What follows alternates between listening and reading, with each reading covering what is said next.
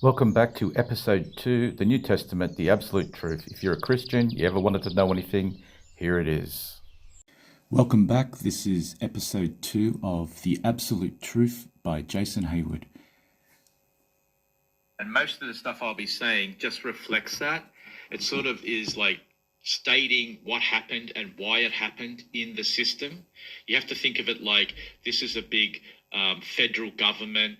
There are many arms within those. Well, there's 3 arms, but there's many systems within that. These are cross-references and checks. So Judas represented the systemic collusion. His betrayal is the moment an arm of the government, the executive, sells out the purity of the Jesus system for 30 pieces of silver. Economic game, or Roman central banking. You have to understand, in the old days, the Jewish people with their tribal system had a standard where you could actually just bribe Senate. You could just bribe a judge. You could just control whatever you wanted. The Jesus system overrode that and said from this day forth, there will be none of that. But you can see over time, since there's been so much drift on planet Earth, that many people feel as if the government is collusion. The 3 arms of the government are supposed to be separate, yet many governments in the world actually have executive and Senate already colluding, and senators identifying as the executive political party. This was considered wrong and not allowed, because that's saying that man is fallible and man is 6. So now we have 2 6s. We only need 1 more 6, and the beast rules the world. And what that means is that if executive overreach controls the judiciary and they become not the immutable truth or a star, then it's over. There is no government. It's just the beast controlling the world. By allowing Senate to have collusion with executive is not what was wanted with the system. There's only a couple of countries in the world that I know of, I think Indonesia is one of them, where it's actually a much better system. The 3 arms of the government are, and the senators cannot have anything to do with executive. They must just represent their electorate as independents. And they can only represent those independents as representative for Senate in the government. This maintains there's, cross-reference checks and balances, and the 3 arms of the government are separate. In many countries, senators are already naming themselves as political parties, and this has just created the 2 6s lining up, and everyone's thinking, oh, 1 more 6 and that's it, it's over. You'll never have justice. You'll have tyranny, dictatorship.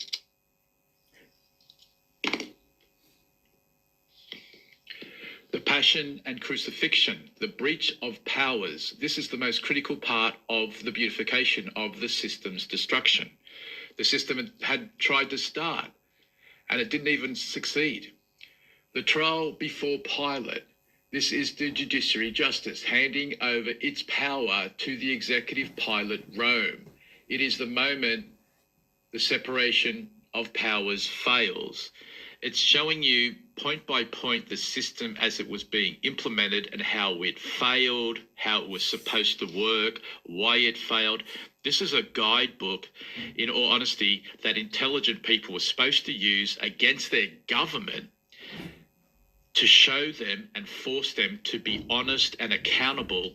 But because no one has been informed or educated up to including what the New Testament really is, people have not been able to force the government to do anything. In fact, because most people now think Christianity is based on the Sunday school philosophies they got taught, they have no idea what the book really is, and the government's just been able to do whatever it wanted, like everyone was asleep and no one said anything. And that's why the government now in the Western world is in Western world rot, decay, drift, and things have drifted for so long, back and forth between not only the government but also the religions, who have also almost forgot about all of the truth, and they don't preach that anymore either, that the world is in such decay within the Western civilizations. I'll aim to point everything out through these episodes, and we can work together to sort of educate each other and move forward, correcting the wrongs. The resurrection. This is the Roman rebranding They took the dead administrative system and resurrected it as a religion to keep the public from realizing the actual legal machinery, the Jesus acronym, had been absorbed by the state.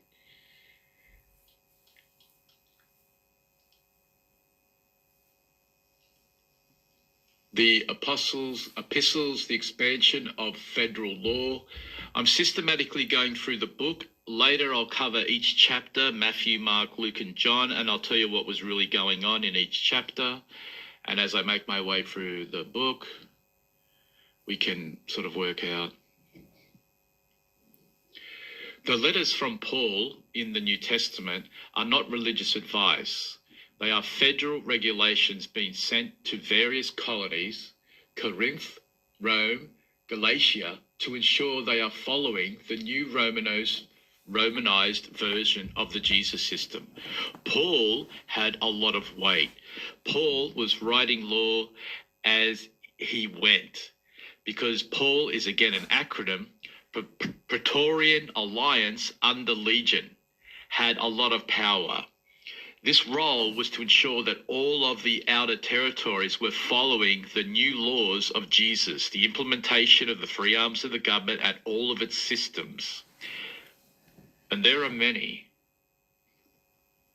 Chapter 3, the architecture of truth, the four pillars. Probably most people, if someone said, do you know anything about the New Testament? Most people know it's Matthew, Mark, Luke, and John. You've never really reflected upon that, wondered why you only know Matthew, Mark, Luke, John, but you can't remember anyone else. It's because Matthew, Mark, Luke, and John are the four pillars. The Gospel of Matthew.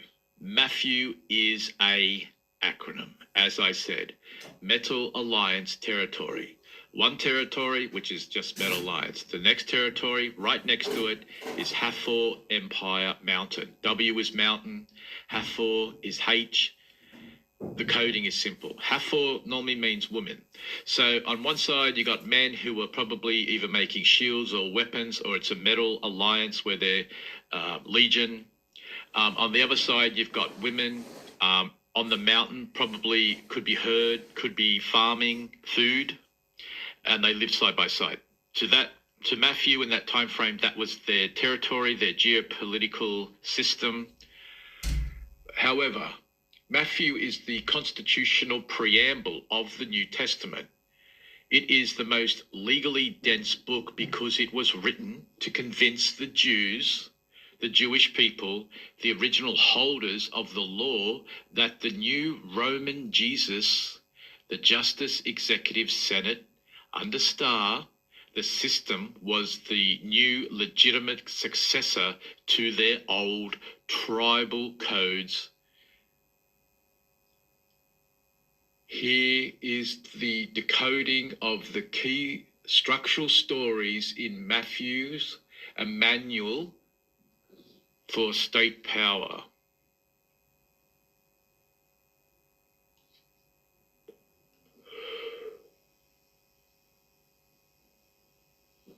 The code lists 14 generations 3 times. The reality, this is a verification of authority to move from a monarchy of David to a republic, the exile to a centralized state that Christ, the Romans had to prove. The paperwork was continuous. It is the registration of the corporation known as the church/state. The temptation in the wilderness, chapter 4, the separations of powers test. Before the executive, Jesus can take office. He must prove he will not collude with the existing power, Satan/the old world order. Stone to bread. The test of economic power will be the executive use the state's power to feed its own interests. Jumping from the temple serves as a test of judicial and religious power. It is an attempt to bypass the law of gravity and nature in favor of a miracle. The kingdoms of old world, a test of legislative sovereign power. In this decoding, Jesus refuses old free system. This represents the oath of office, where the judiciary, executive, and senate are declared separate and uncorrupted.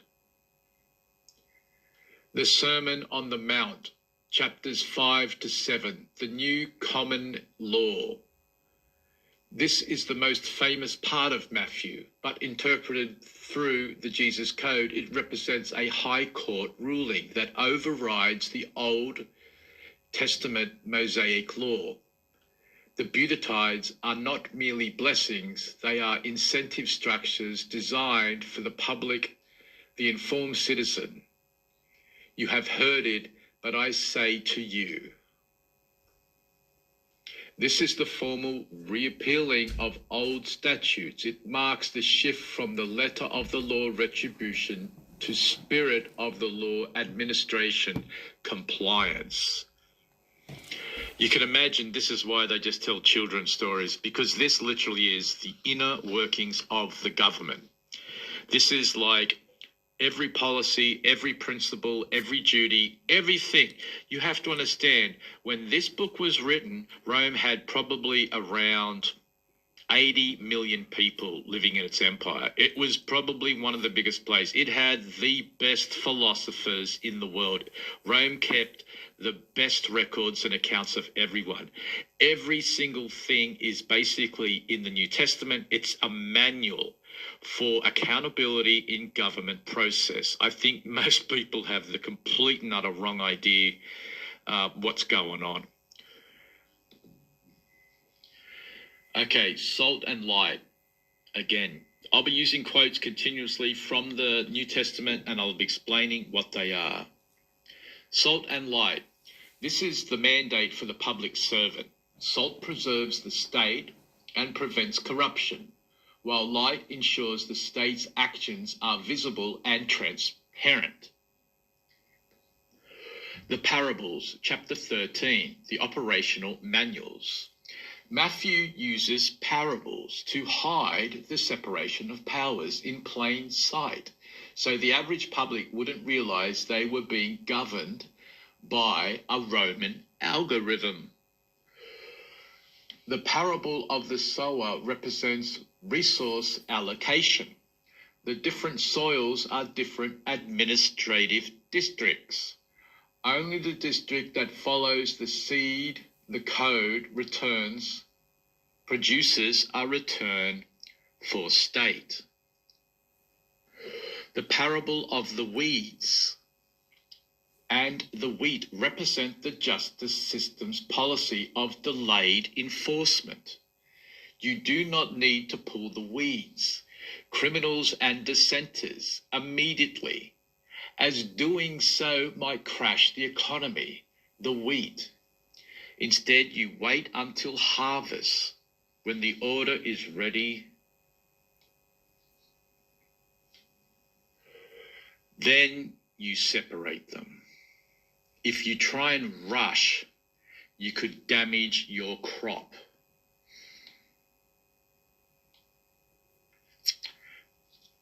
The render unto Caesar strategy, chapter 22. This is a double entry bookkeeping moment. The code gives to Caesar what is Caesar's and to God what is God. The reality, this creates a dual jurisdiction. One side is the physical state, taxes, coins, and other is the mental, spiritual state, the Jesus system. It ensures that even if you hate the government, your soul, your internal identity is still registered under the Star High Command. The 666 signatures in Matthew 26. The high priest, judicial, and the elders senate meet to plot the arrest. This is the moment of collusion. When these two arms touch to bypass the law, the Jesus acronym breaks and the beast of total state control is born. This concludes episode 2 of The Absolute Truth, the New Testament. I hope you enjoyed it. My name's Jason Hayward.